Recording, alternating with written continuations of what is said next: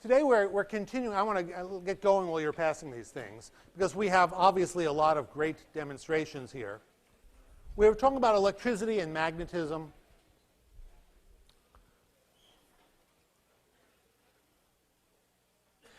Magnetic recording is used all throughout our culture. We use them on the hard drives. The hard drives in your computer is a disk of metal, a thin disk of metal that's spinning. Tension. Tension. And on it,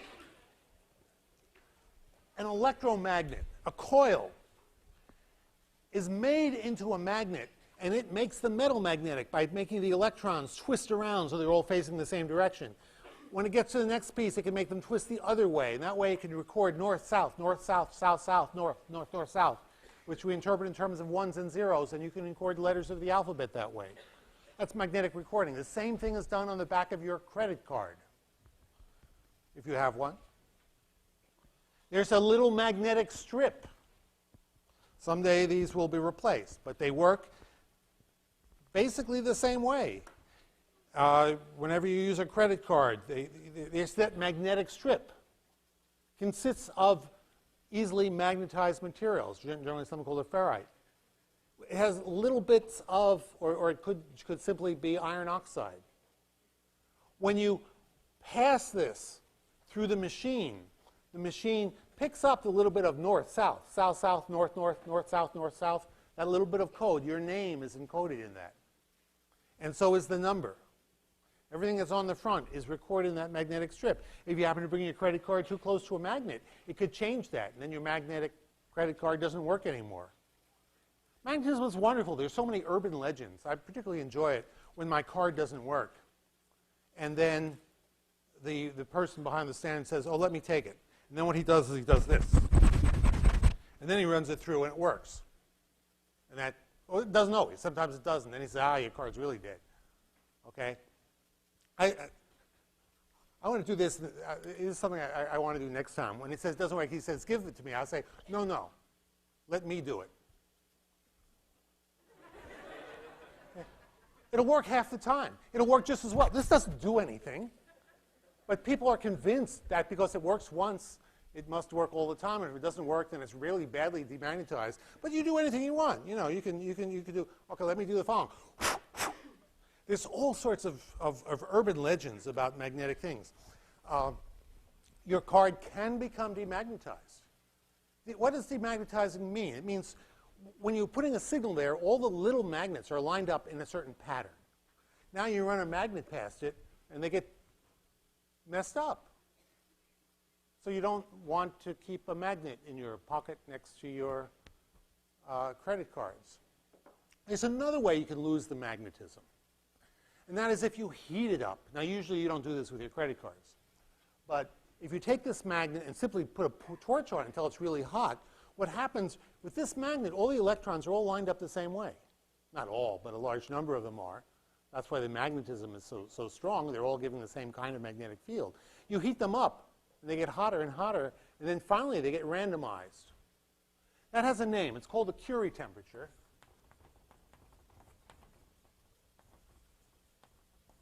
Named after not Madame Curie, but her husband, Pierre, the less famous Curie. And it simply says if you heat something up enough, it will lose its magnetism. Because of that, it was a mystery how the Earth can be magnetic. Because people used to think, oh, the Earth is a big magnet, and it has lots of little magnets all lined up, and that's why our compasses work. But then it turns out the inside of the Earth is very hot, in large part because of radioactivity in the crust, producing the helium, also producing the heat that gives rise to volcanic eruptions. So it's hot in there. In fact, it's above the Curie temperature. So the Earth, 100 years ago, the origin of the Earth's magnetism was considered by Einstein to be one of the great outstanding problems in physics.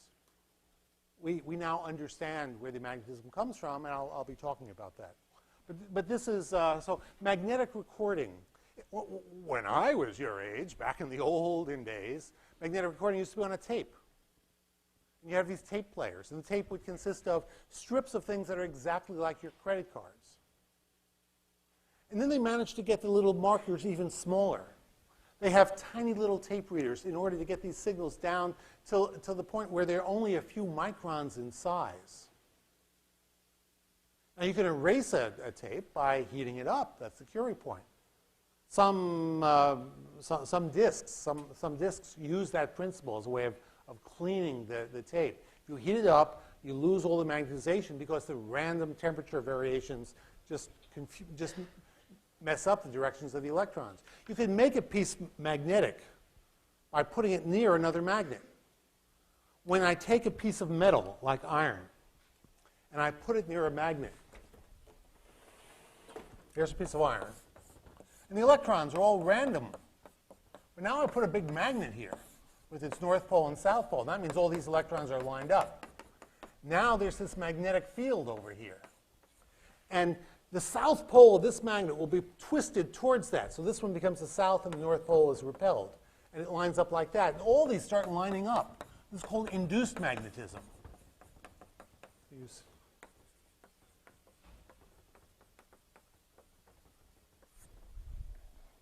And you put a piece of metal that has these electrons. It has to be the right kind, the kind where the electrons are free to move around and rotate. And you put it next to another piece of iron, and it becomes a magnetic material. And some of them, as soon as you take this magnet away, it'll go away. This is called induced magnetism. Now, one of the uses of induced magnetism, a curious little use, one that I became aware of, especially during the Cold War, was one of the great military secrets of World War II, is finding submarines. You have airplanes and boats. Again, this was a secret at that time, would have coils of wire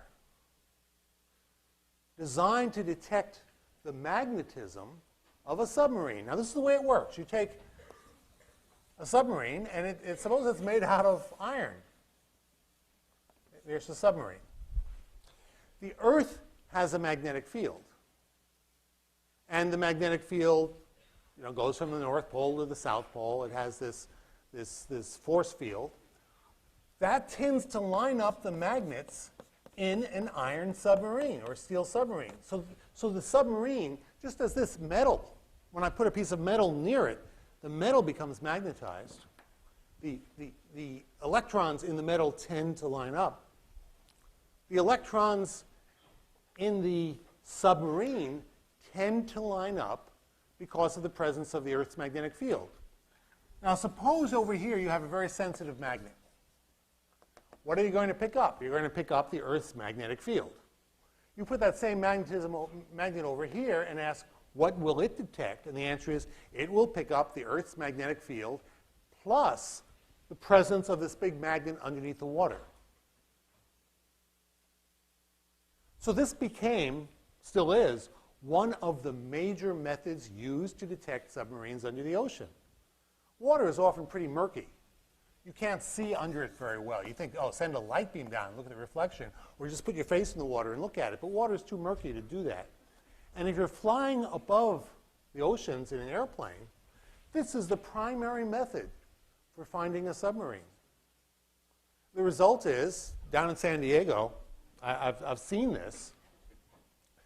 When the submarine turns in the magnetic field, it picks up its magnetism, and some of that magnetism stays with it, even when it turns.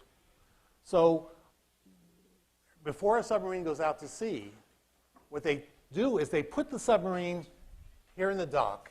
It's picked up some magnetism that hasn't gone away. That magnetism may be fairly strong. What they do is they put this inside of a big coil. I've seen this. They put the submarine through a coil. And they turn the coil on to turn the coil into a magnet in such a way as to re-scramble all of these magnets. So when the submarine leaves port, it's not such a strong magnet. They do that to minimize the detection in case there's a war or someone else is trying to find our submarines. Similar thing happens when you take a library book out, or if you buy a book at a bookstore. You may notice that when you buy a book at a bookstore, they put it through a machine. And if they don't put it through that machine, then when you walk out of the room, an alarm goes off. What's happening these days is basically all books are being sold with little magnets inside. They're actually little pieces of metal that can be magnetized. And when they're placed in the book, they are magnetized. So you buy a book, and it'll have a little magnet in it. The magnet is, this is one of several ways these things work. They have different devices. It's been a very active business to patent ideas for book detectors. Put a little magnet on the inside. Then when you walk out, if you haven't paid for the book, when this magnet goes through, it goes through a magnetic field detector. I'll talk about how those work in a moment. But typically you walk through a bunch of wires. A moving magnet going through a bunch of wires will cause electricity to flow. We'll talk more about that in a moment. So if you're carrying this magnet out, the magnet detector will detect you have a magnet, set off an alarm. You go, whoops, oh, I forgot to pay, and they make you pay. What do they do when they put that book through their special machine? What they're really doing is scrambling the magnet. They are demagnetizing it. They do that through an interesting way. What they do is they start turning the magnetism every which way. They're actually applying a rapidly changing magnetic field to the book in order to scramble the magnet on the inside so it's no longer a magnet, and then you can walk out. The way these things work, credit cards, library books, airport metal detectors. What is it they do when when you're walking through and there's, take off your belt buckle? What are those doing? Those are all basically working on induced magnetism. Let me discuss the physics of this so you can see how all of these things work. So we talked about magnetism being the force between electrons when the electrons are in motion. Imagine what happens if I have a magnet and I move an electron past it. If the electron is static, if it's not moving, it doesn't feel any force at all, because magnetism is the electric force that you get when something is moving. If it is moving, then there will be a force on it, depending on the sign of this charge. There are all sorts of tricks to learning whether it will be pushed or pulled, things that I'm not asking you to learn. Physics majors learn things called the right-hand rule, and they learn things called the left-hand rule, and all sorts of rules in order to get the direction of the force. But if you need to know that, you'll hire a physicist. So pay less than you're getting. But the key thing is, if this thing is moving, then there's the magnetic force. And so this thing can be deflected. It will be deflected if it's moving. Depending on, if it has more charge, it'll be deflected more. If it has more mass, it'll be deflected less, because there's a force on this thing. And if it's very heavy, it gets deflected just a little bit. This is the principle that Saddam Hussein used to try to obtain uranium before Gulf War I. This is the thing called the calutron. It was invented by Lawrence and named after Cal. Very simple device. The insight was recognizing that in the limited time they had in World War II, that you could build enough of these things to separate enough uranium to make a uranium gun-style bomb. The design is relatively simple. Basically, a big magnetic field, and for the case of the calutron, you take uranium, which consists of uranium-235 and uranium-238. You turn it into a gas, and you put extra electrons on it, so it's charged. Then these particles, as they're moving with the charge, will feel a force due to this. They'll feel the same force because they're moving at the same velocity. But the uranium-235 will be deflected more because it's lighter. So you get the uranium-235 over here and the uranium-238 over here. And you put a metal plate, and you get these little spots on it. And you scrape off the spot, and you have a little bit of uranium-235. It's based on magnetism. the fact that a charge moving in a magnetic field will feel a force on it, and because of that force, it'll be a sideways force, it will be deflected. The same principle is used in the old-fashioned TV monitors, like this one here. That's actually a little TV screen. The TV tube. How does a TV tube work?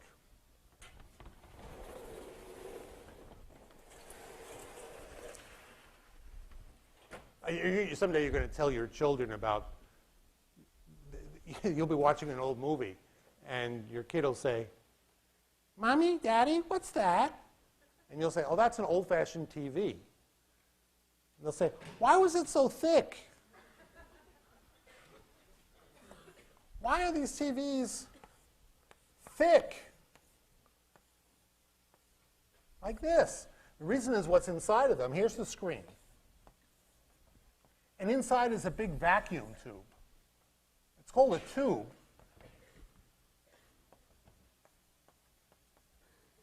The air is pumped out. That's what makes these dangerous. If you crack this thing, right now the air is pushing in at about 15 pounds per square inch. They make it such a shape that it holds that force. If you crack it, everything will implode and shatter and pick up this velocity when it's imploding that the pieces will go flying around the room. And it's very dangerous. But this is the technology we use. Here at the end, they put what's called a cathode. A cathode usually consists of a hot wire. It's like a light bulb wire, except this wire is a special material, usually made of something where the electrons get heated up, and they get so hot that they actually bounce off the wire. So this emits electrons. And the key reason it emits electrons is that electrons are light. And because they're light, when they pick up the energy everything else has, they're moving very fast. Remember that from the second week?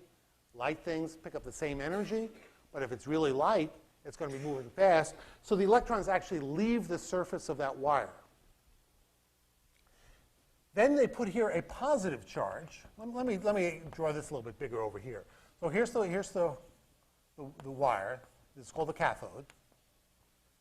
Over here, they put a grid of wires that are positively charged. So this has a negative charge. Electrons come off. They see the positive charge on this, and they're attracted to it. So they pick up a lot of energy and momentum going in this direction. So the electrons, which basically people said they boil off. They're so hot that they have such a high velocity that they leave the metal. They see the positive charges here, and they're attracted to them, so they pick up a lot of velocity, a lot of energy. In terms of volts, they pick up maybe 50,000 electron volts of energy, 50,000. A little battery for your flashlight is 1.5 volts. This is 50,000 volts. This is a voltage comparable to what I get here.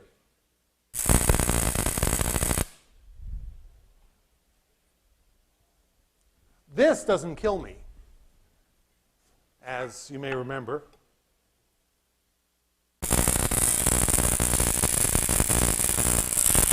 Because it's relatively low current. TV actually has enough current that it's quite dangerous. It may not be any worse than that.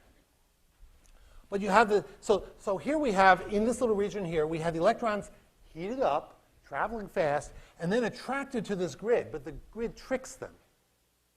It pulls them really fast, but most of the grid is empty space. It's a series of wires with a lot of space in between. So these electrons get going really fast to the grid, and as they're getting close, they miss the wires, and they come on through. So we get a beam coming through here of electrons.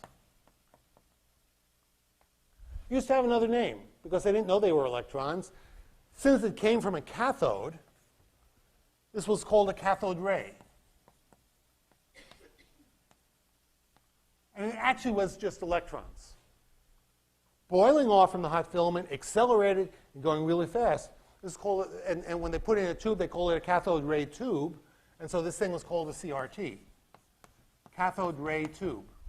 And it's what televisions all used to be like, and many of them still are, especially the less expensive ones. Now this beam will come right here and hit a spot.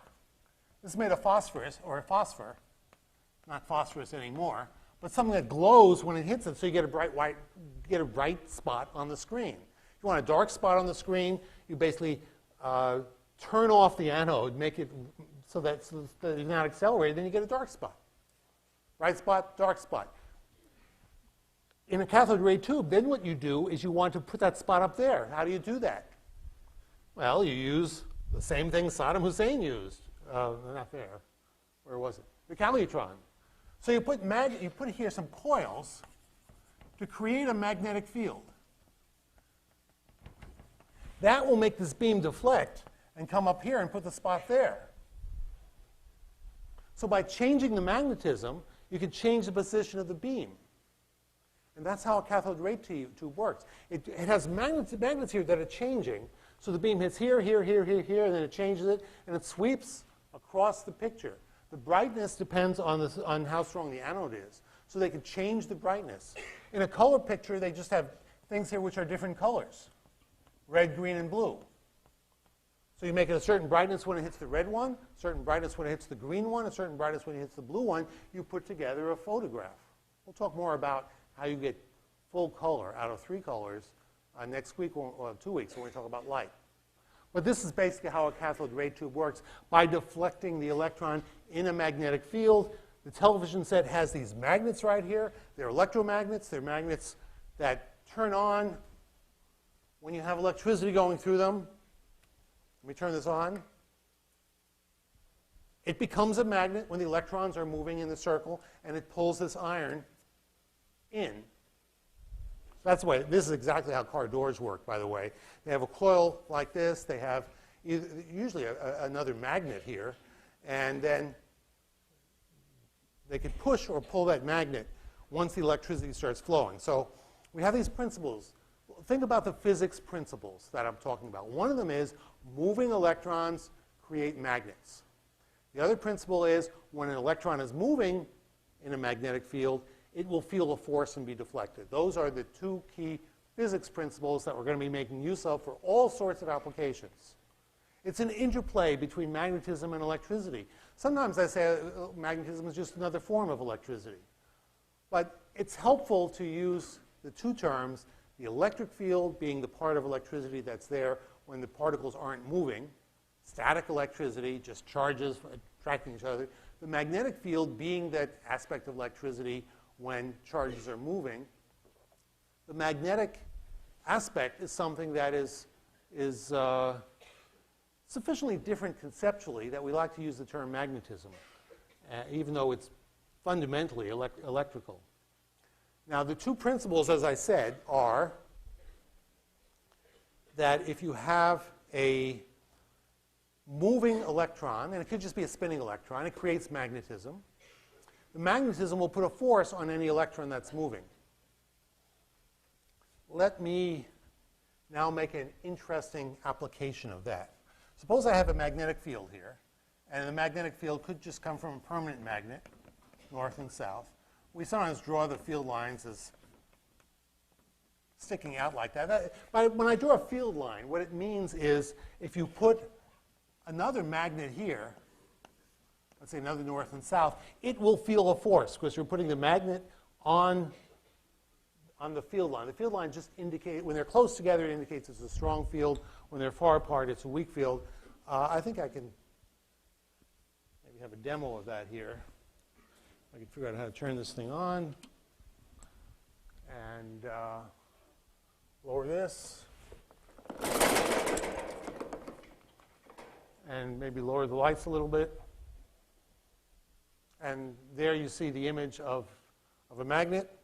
And let me take these little pieces of iron here, and I'm going to sprinkle them on. These are tiny little pieces of iron. Sometimes they're called iron filings because you make them by filing an iron. And you get an image of what that magnetic field looks like. Because the magnetism tends to make the iron line up in a certain way. So here we're visualizing the magnetic field around it. I can take another magnet. Where's another magnet?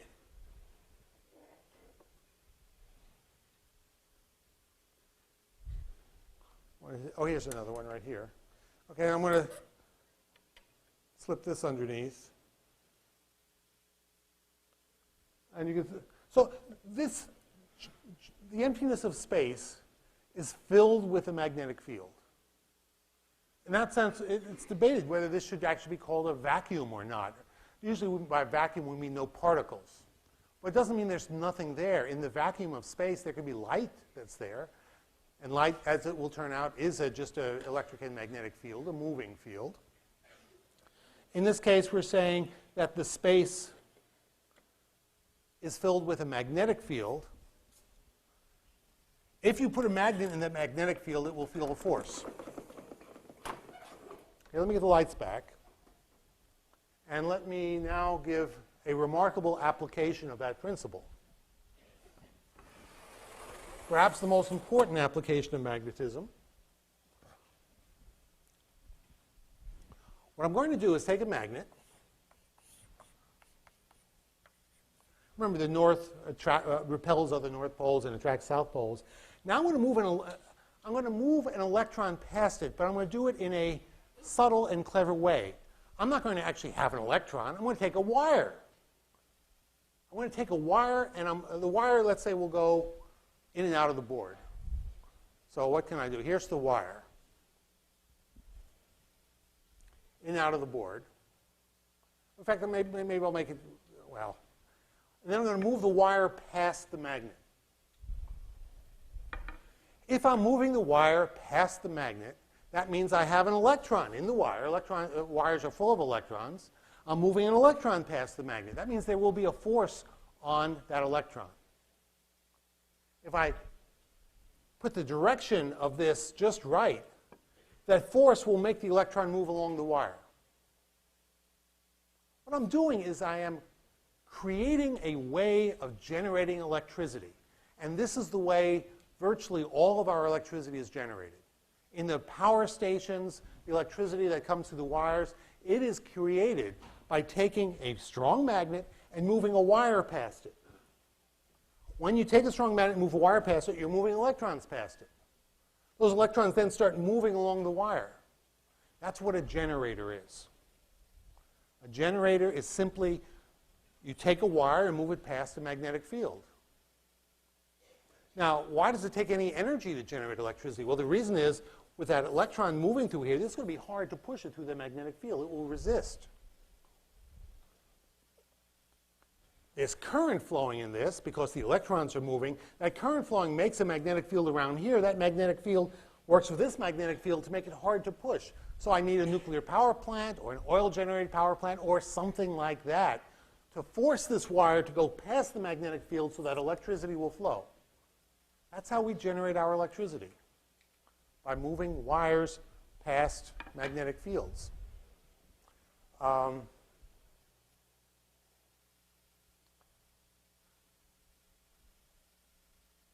Last time I talked about a motor.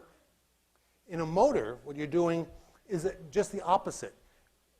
You're using the fact that electricity flowing through this will make this into a magnet, so it will be alternately repelled and attracted. Now remember last time I was trying to do that here by, every time it went halfway around, I tried to change the switch so that I'd catch it just right and would keep on going, and I wasn't very good at it, and I said, we have to automate it. This one is automated. This one is automated, and you can see it right up here.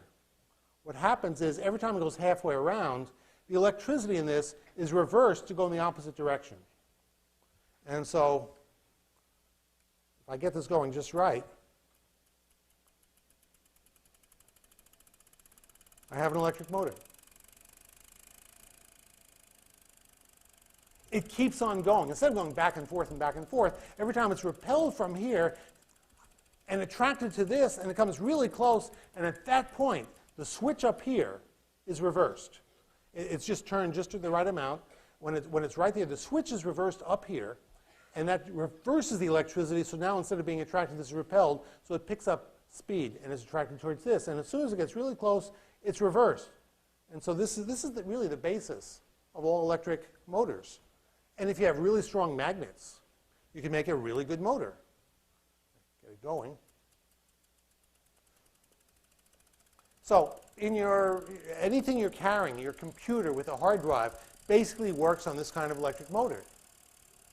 Motors have gotten much smaller in recent years. When I got my first motorcycle, it was a kickstart. These days, I push a little button, it starts right away. What is the difference in technology between 40 years ago and now? The answer turns out to be better magnets, better permanent magnets. I mentioned this in the text. There's something called the rare earth cobalt magnets. The first one of these was called samarium cobalt.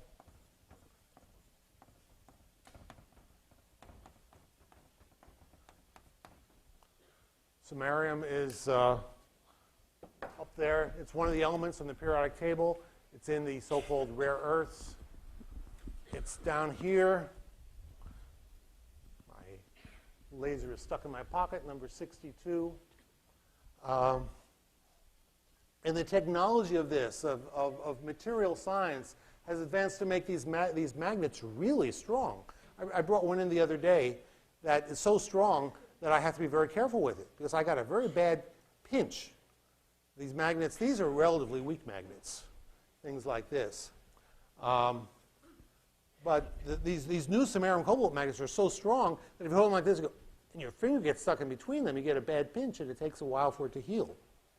These strong magnets are now in use in your computers to make really small motors that don't use up too much electricity, because you can get a stronger motor by having more electricity or more magnet. By having these powerful little magnets, they're wonderful. How does a earphone work? It has a little magnet in it, usually a little samarium cobalt magnet or some other rare earth magnet. So an earphone works in the following way.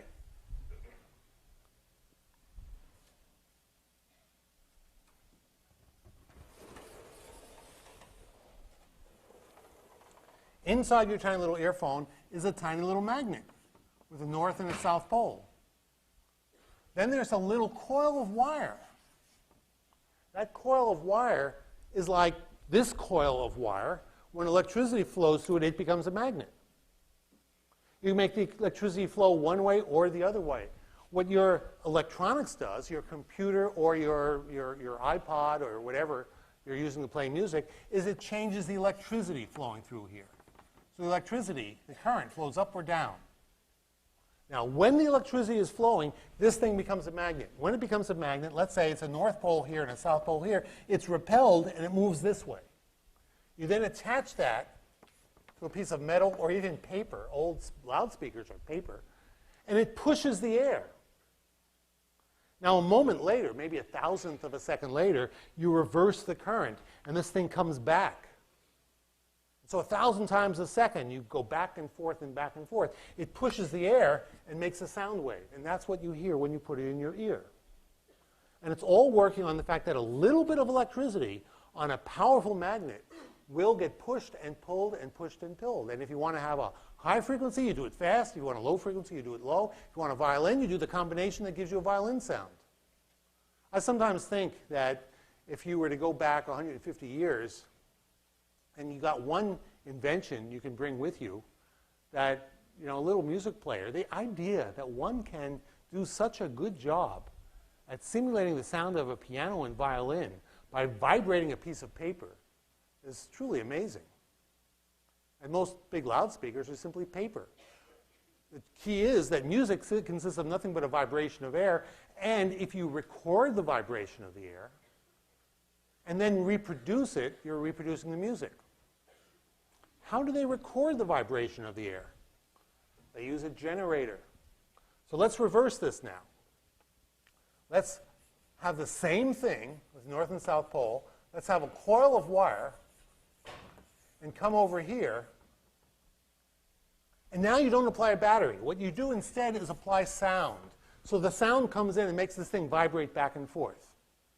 A wire moving through a magnetic field.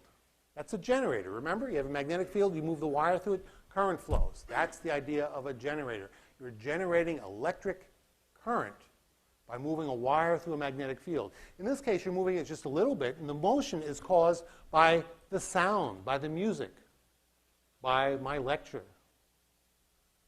So the wire moves back and forth. That makes electricity flow through this. The flowing electricity then can be used to record on a magnetic disk or to otherwise record the signal. If you have it in magnetic memory, what you're really doing is taking a little bit of electric charge and storing little bits of electric charge on different memory cells in your computer. That's what a ordinary RAM consists of. Random access memory, you're not storing magnetism, you're storing little bits of charges on different locations. And depending on the amount of charge you store, that's how the signal is recorded. So here, this is a microphone. A microphone looks like a speaker.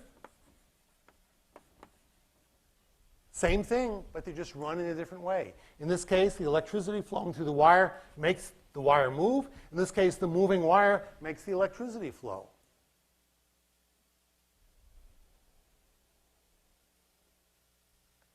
Same. Now, here's a little bit more complicated example. A metal detector in the airport. Let's see. I think I have a little metal detector here. Let me lower this.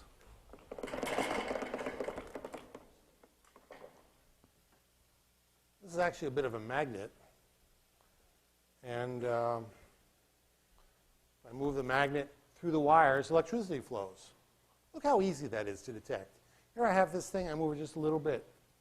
The electricity flows. Just see, I can move the wire past the magnet, or I can move the magnet past the wire. It doesn't matter. It's the same thing. That, by the way, is a deep principle. It's called classical relativity theory. It was the inspiration for Einstein's modern relativity theory, the theory of special relativity. But the idea is it doesn't matter which one is moving. So if I move the magnet past the wire, I get electricity flowing. Now, how does this work in the airport? What they're really looking for in the airport is not that you're carrying magnets. What they're looking for is whether you're carrying metal. And that's an interesting thing, the fact that you can actually walk around and not carry a significant amount of metal. Or you can, if you are, you take it out of your pocket, and leave it in the tray so they can examine it. But basically, you're metal-free. A belt buckle, that could cause problems. So in these detectors, what's happening is they create a magnetic field. And typically, in an airport metal detector, there may be these large coils. And you're walking through this magnetic field. As you walk through this magnetic field, electrons start to flow in your blood because blood is somewhat conductive. But metal is the most conductive of all.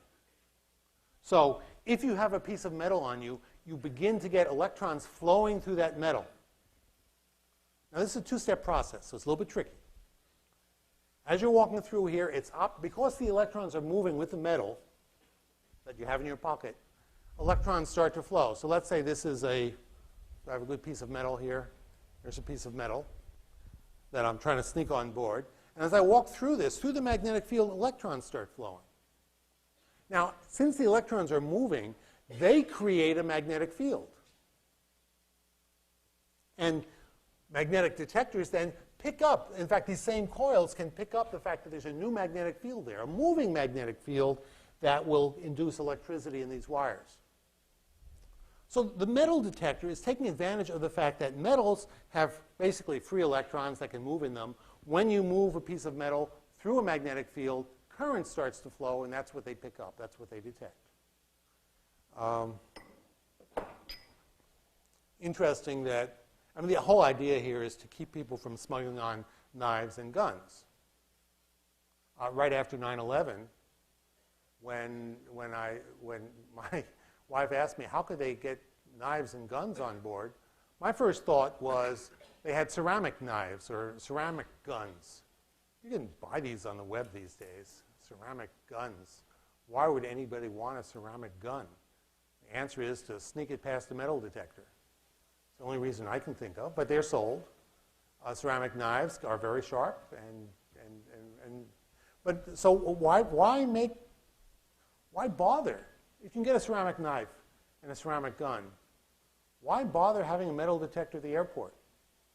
I think the answer is that every time you make it harder for the terrorist, you really make it harder. To make it work, they may have to walk into a store and buy a ceramic knife, and that increases their visibility. These little things, when they add up, wind up having an effect. These days, you have to take your shoes off. I'm really delighted that I have to take my shoes off. You see, I used to walk through, and it wouldn't set off the metal detector because my shoes don't have any metal in them. And therefore, they let me wear them because I'd get through the metal detector. And that always bothered me. Because the danger of shoes is not that you're sneaking in a knife. The danger of shoes is that you're sneaking in explosives. So I was really quite pleased when they no longer let me walk through. But they forced me to take them off, put them through an X-ray machine, and look to see if they're wired up like a bomb.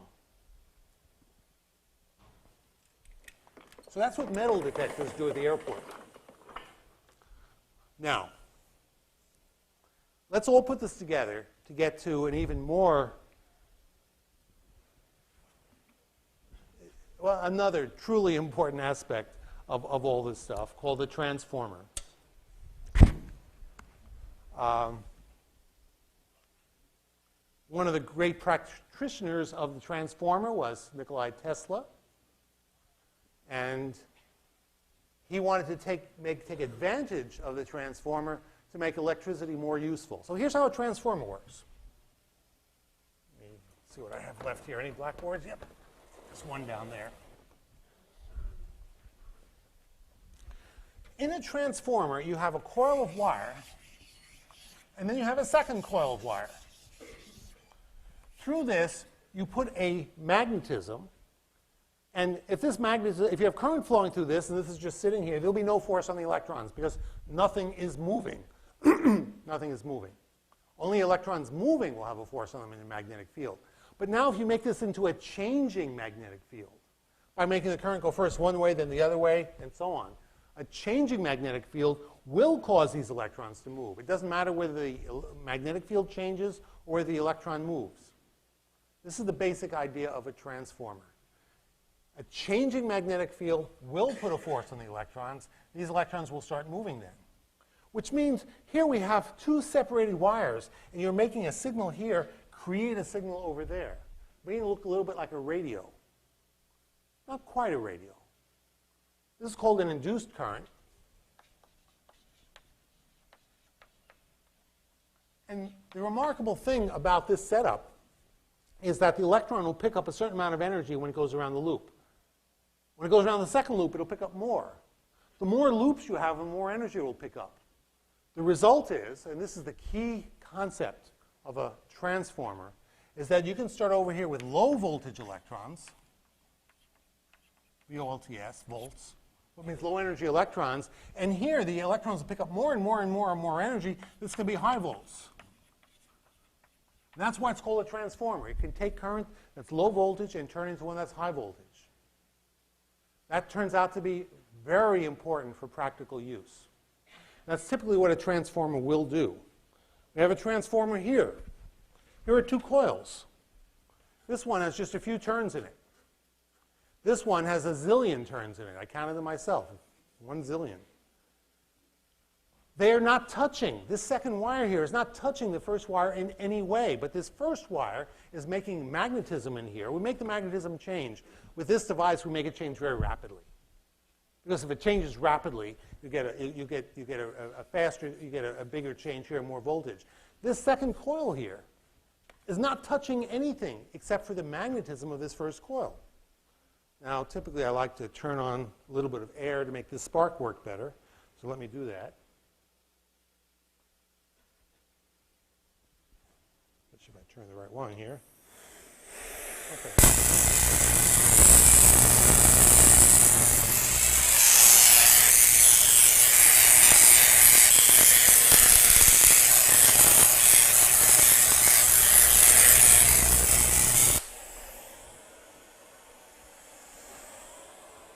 Makes you want to be a physics professor, doesn't it? Just to be able to do things like that. Now, what we've done is by having a lot of turns here, we get very high energy electrons here, energetic enough that they can go across that much air. The other value to having high voltage electricity is that you can send it through a wire.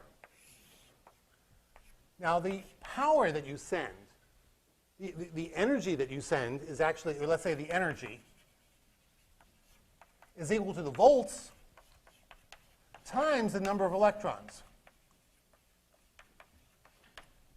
If you want to send a lot of energy, you could send lots of electrons, or you could send lots of volts. You don't have to do both. So this is the trick. You want to send electricity through a wire, but without too many electrons. And the reason is, if you have lots of electrons, it heats up the wire, and you have energy loss. If you have a very small number of electrons, that's called low current. Then you send it at high voltage. So the industry of electricity does this in the following way. They will take the low voltage energy that comes out of their power plant. They use a transformer to make it very high voltage. That way they don't have to send very much current. Current is typically measured, as I mentioned last time, in a unit called amps. 1 amp is 6 times 10 to the 18th electrons, a number you don't have to know. Electrons per second. So to transfer energy from one location to another, they put it in a transformer to make it very high voltage. That way they don't require very many electrons. With a small number of electrons, they don't get much heating in the wire. The high voltage electricity comes to your home, where it will kill you if you touch it. So at that point, they use another transformer. This is why on the poles near your home, there's a transformer. Every now and then, one of these burns out, and you lose your electricity. But the purpose of the transformer is to take the high voltage and do it backwards to make low voltage. To do it backwards, you'd put your high voltage through this coil, and you'd take the low voltage off the small number of turns. Now you have low voltage into your home, which is relatively safe. The reason it's made low voltage is to make it safe, so you're less likely to get it is less dangerous if it is low voltage. How low should it be? Well, this is a debate. Edison thought 120 volts was pretty dangerous, and he tried to make his point about how dangerous it was by using 120 volts to execute an elephant. And you've done your reading. I don't know how many of you clicked on the link to actually see Edison's film of the execution of the elephant. It's not as bad as it sounds, but it's pretty bad. You watch the elephant die.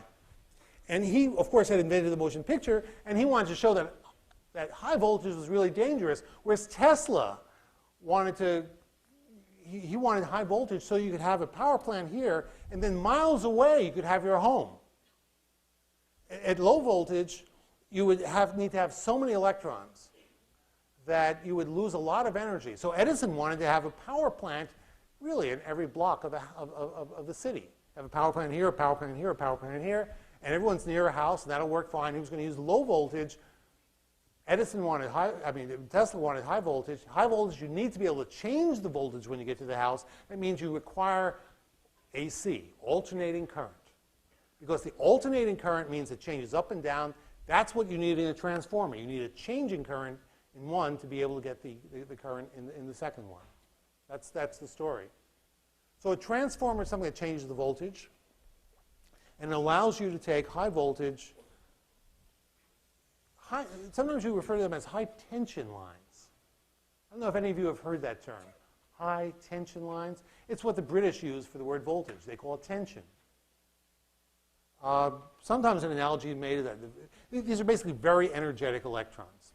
And when you are driving through the countryside and you see these huge high power lines far separated, the reason they're separated from each other is because they're high voltage. And eventually, if you make the separation big enough, the electrons won't jump from one to the other. On a damp day, some of the electrons will jump into the air because the air will get a little bit conductive. And you'll notice this when you're driving near the high voltage lines. You may notice it because you'll smell the ozone. The electron avalanche occurring here, making this big spark, tends to rip additional electrons off the oxygen.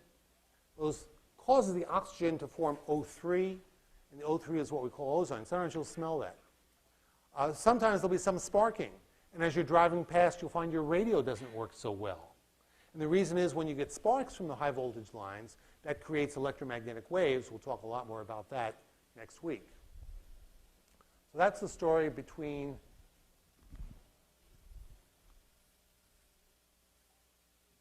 of the transformers. Let me now talk about magnetic levitation. A changing current creates a changing magnetic field. A changing magnetic field on a piece of metal will make current flow in that piece of metal. Current flowing in that piece of metal can turn that piece of metal into a magnet. So let's do that. Here I have, somewhat hidden, but inside, is a big coil of wire. When I turn on the electricity, this will turn into a big magnet. It's alternating current. So the current flows first this way, then the other way. What that means is the magnet keeps on switching 60 times a second. Okay, so think of this as a big magnet that's switching 60 times a second. On top of that, I put a metal plate. Sometimes I refer to this as a wok because I used to cook Chinese food with a thing like this, but it's just an aluminum plate. Changing magnetism on the metal will make electrons move. First, the electrons will move this way, then they'll move that way, because the magnet is changing in both ways. So this is a magnet, and this will become a magnet. Let me go over that. We have wires in this. We have a circuit that makes a lot of current flow, makes a magnetic field, but it changes 60 times a second. That changing magnetic field in a metal, a changing magnetic field will make the electrons move. The electrons will start moving in this too. That turns this into a magnet. So let's demonstrate that. Magnet. Magnet. Magnet. So they're repelling each other. Vibrating a little because of the vibrating magnetic field. The force isn't exactly constant, but it's enough to keep it off. I love this thing. Turn it off. Magnetic levitation, no big deal. Well, big deal, I love it. Current is flowing in this. Ooh, it's warm. Come up here. Verify that it's warm. Warm? Now stay up here for a moment. Let me do it again. I'm going to push it down stronger into the magnetic field. Put your hand on this and just feel it. Feel the warmth. Is it warm? Yes. She says yes. Okay, thank you. If I push on it hard into the stronger magnetic field, I want to see if I could actually take some water here and make it get hot. I'm going to push it down, and the water will get hot. I wonder if this is messing up my watch. Sometimes watches actually work. Watches are little motors. They have electric current and little magnets in them. And the electric current goes and makes a little motor. It's just a very slow motor. That's what a watch is.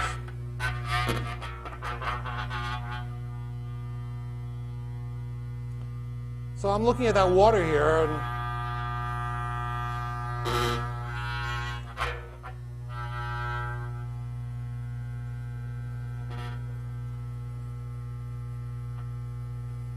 the water is boiling. I don't know if you can see that.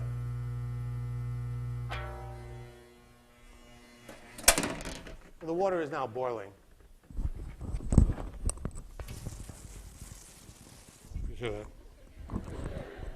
This device is actually used in industry as a heater. It's an industrial heater, but it's cool. what you do is, suppose you want to heat something which is highly corrosive, so corrosive that you can't even put it in a metal container. How do you heat it up? Maybe you suspend it in a magnetic field. Maybe you put it in a ceramic, but how do you heat it when you're putting it in the ceramic? The answer is, if it's a conductor, you put it in a changing magnetic field. The changing magnetic field will make electrons move in the conductor. Electrons moving in a conductor, because there's some resistance, will heat up that conductor. This is a way of heating something up remotely. This is not exactly, it's actually very similar to a microwave oven. But this is an industrial induction heater that's used to heat up things. It's one of the practical applications. How are we doing on time now that my watch I don't trust anymore? What time is it? Where's the clock of this? There it is. Okay, we have a few minutes. It did mess up my clock a little bit. Okay. Let's do the same thing here. Here I have a magnet. Well, it's not a magnet. It's, unless there's current flowing. Let's make current flow through it by pushing a button. There. Whoops. There. For a second, current flew. It was a magnet. It's one of the least interesting demos I do. But if I take a coil like this, here, so a piece of aluminum. Now, if I'm going to put this here, what's going to happen?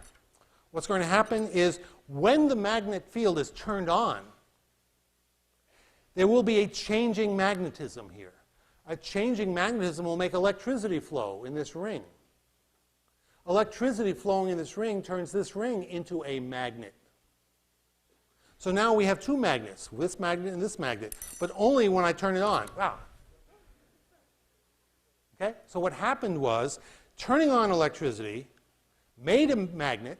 The magnet was changing. Because the magnet was changing, you could either get the metal moving or the magnet changing. They're the equivalent.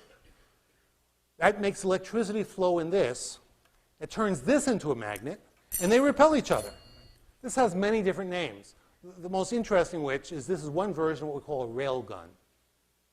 The thing about a rail gun is if I design it really right, I can make this thing go super fast. It's the best kind of, fastest kind of gun you can get. These are the sorts of guns that people propose for shooting things into space. Put one of these on the moon, and you see ordinary explosives. The fuel comes out at a certain velocity. Once you're going faster than that velocity and you're shooting fuel out backwards, you're not getting all the energy out because the fuel is coming along with you.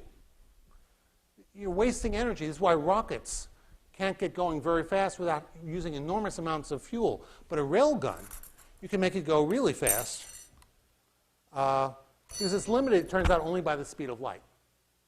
Make this thing long enough. So the highest velocities we get from guns these days are from magnetically driven guns. There are lots of different kinds of designs. You don't have to know all the different kinds of designs. Here's an interesting one. Watch this one. This is also aluminum, but watch. Nothing. What's the difference between this and this? How about this? What is this? This is copper. Whoa! A little dangerous. Okay. We're doing time. There's a difference between these two. And I don't know if you can see it. This one, someone has sliced right through there, a little cut. So the difference is on this one, the electrons flow around in a circle. In this one, they flow around until they hit that little cut. They can't go across. And they begin to build up, and they repel other electrons. So the current stops flowing in this one just because the circuit is broken, because there's a little slice in there. I don't know if you can see. Oh, good. You're focusing on that. There's a little bit of an opening there. I don't know if you can see that little bit of opening. See a little bit of little crack up in there. So sometimes, you know, why does this one work? Whoa! This one doesn't. Whoa! Okay. I'll try this one now.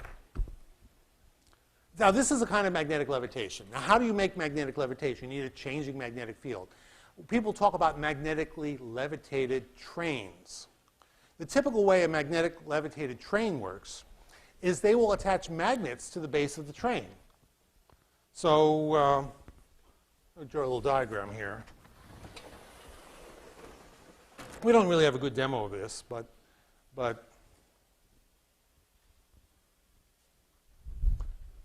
have an ordinary train and ordinary tracks. The tracks are metal. And you have wheels that hold up the train. But now, in addition, you put very strong magnets here. Now, a magnet on top of ordinary iron or steel doesn't do anything. There might be a slight attraction, but that's not what we're looking for. Once the train starts moving really fast, so when you have a moving magnet, here's this thing moving fast. Now you have a magnetic field here, but the magnetic field at any given point on the rail is changing. The magnet comes and goes. Because of that, a moving magnet just will make electricity flow in here and make electrons move. Remember, if you want electrons to move in a wire, you either move the wire through the magnetic field, or you move the magnet past the wire, or you somehow otherwise change the magnetism. That'll cause the electrons to move. So when the train is moving, it makes electrons move in the rail. Those electrons moving in the rail will create a magnetic field from the rail in such a way as to repel this magnet. So when you get going fast, the train begins to float. You no longer have the wheel touching the rail. That's called magnetic levitation. For the last, 100 years, people have been saying magnetic levitation is the technology that's about to come and change the way we do transportation. And it hasn't really. Why not? Doesn't magnetic levitation sound really neat?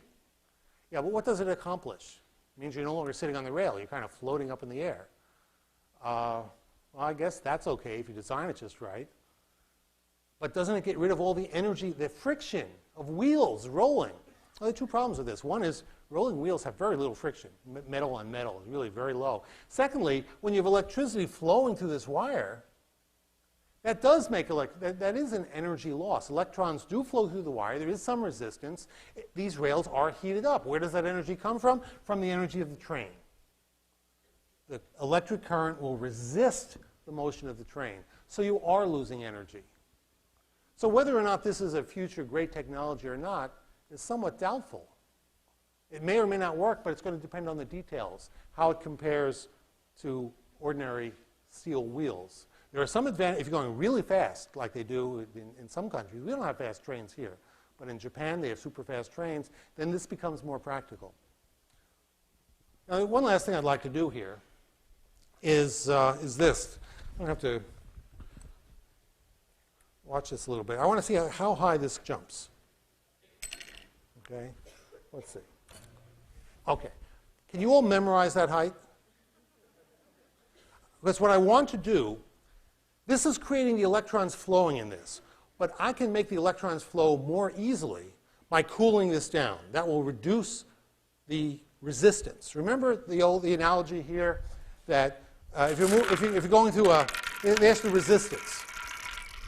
If you're trying to get through a fast dance, it's very hard to get across the dance floor. If it's a slow dance, you go through easily. If I slow down the molecules in this thing, then there'll be lower resistance. I can slow it down by cooling it. So what I plan to do is cool it and see how much higher it jumps. So I'm going to do this again. Now watch how high it jumps. Okay. What you can do is look against the wall to the point of highest so that you remember where it is. Because if this works, you'll see that it'll go higher when I cool it down. So watch again. It'll probably go about the same height each time. One more time. Okay, and I'm getting good at catching it too. Okay. Now what I'm going to do is cool it down. So I have some liquid air here, liquid nitrogen.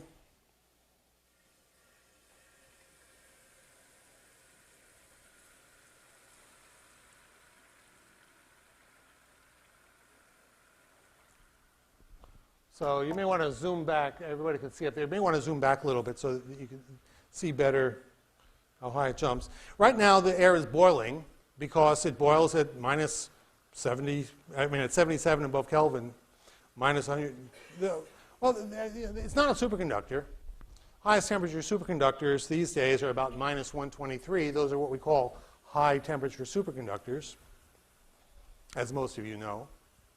But this thing is cooling off now to about 77 above absolute zero. It's much colder than ice, enough so that I think you'll see the effect.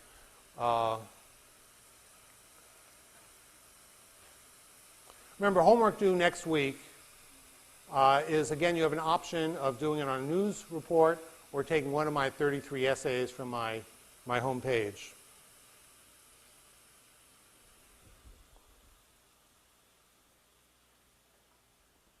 Okay, this is stop boiling, which means it's really gotten down to, is it? I'm going to get it really good and cold. I want you to be able to see the effect. Okay, so now through the effect, memorize the spot, try to watch it, see if it goes higher. Okay, here we go. Ready?